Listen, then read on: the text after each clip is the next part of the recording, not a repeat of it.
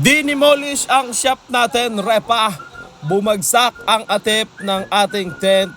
Ayan na nga, basang-basa si Master sa labas. Eto nga itsura niya nung gabi. Kanina umaga, ito ang sitwasyon. Mainit na, nakakasunog ng batok talaga. Buti na lang pinayagan tayo makisilong sa kabila.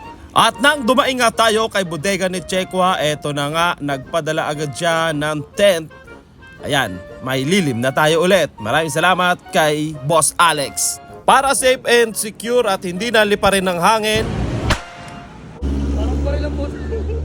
baka biglang kailanganin mo, iwan ko na lang sa comment section ang link. Safety first tayo, repa.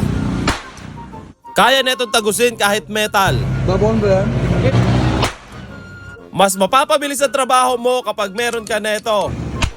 Sarap no? Parang uyat mo. Bingi ako ah.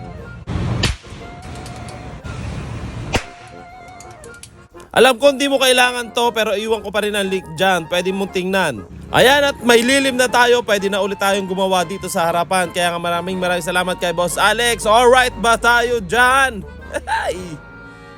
Alright.